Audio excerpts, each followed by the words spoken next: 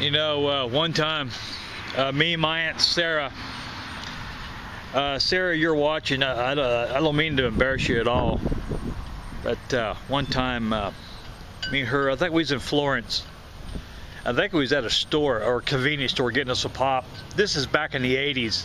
I think it was 1980, 1986.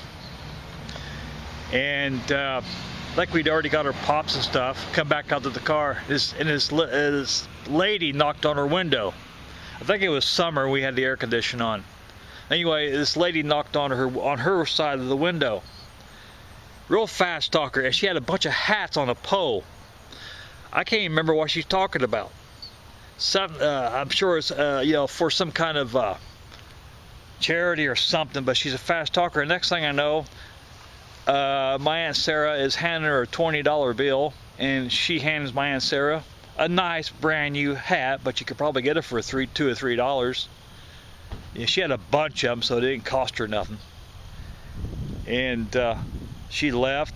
My Aunt Sarah looked at me and said, "Did I just think what happened just happened?" I said, "You get took?" I think you just did.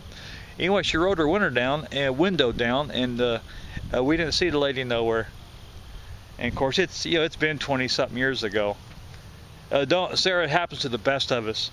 Now I wish, why I'm bringing up this story, I wish I'd had a smartphone or this Playsport I'm talking to you on.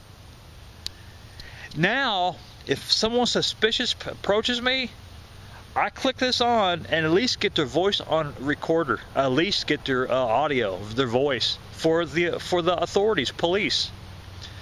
And if I think they're real suspicious, they go on camera. I'll warn them you're going to be on camera, and so I can have proof. I wish I'd had this Playsport back in 1986 when that lady approached us. She'd been on video. Could have, went to the authorities and had her checked out. To me, this Playsport is just like a cell phone. He can save you. And some years ago, I was down here at the bike trail in Loveland, summertime, and there was this guy. That's when I had my laptop going. There was this guy on his laptop, but he wasn't in the park. He was sitting on one of those benches right next to one of those restaurants, right in town. And I rode home 2 or 3 times, and he passed me a few times. And one of the times, a few days later, I had a flat, and I had like a 5-mile walk, 4.5-mile walk, and it was getting late. And he acted funny. He made me feel, the way he was talking, I don't remember exact word, but I remember he made me feel uncomfortable. Then he went on.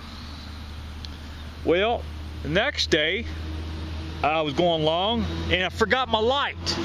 It was dark.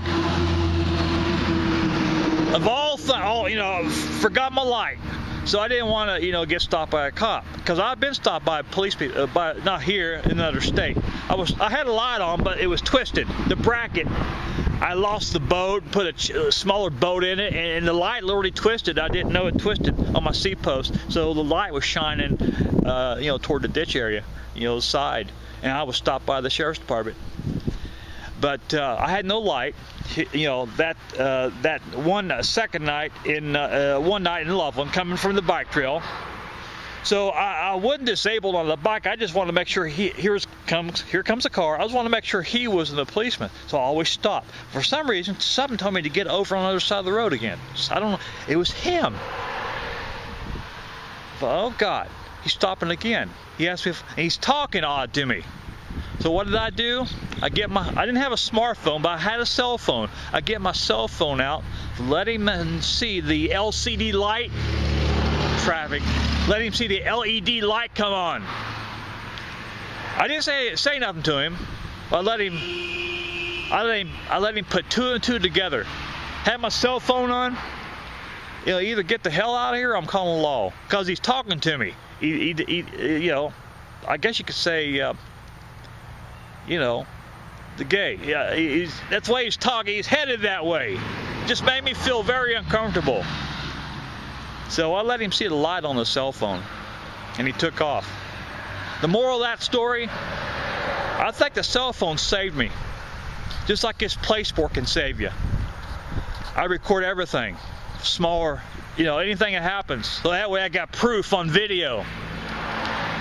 But back in 1986, when my Aunt Sarah was going for money in her billfold, something told me to stop her, but I didn't.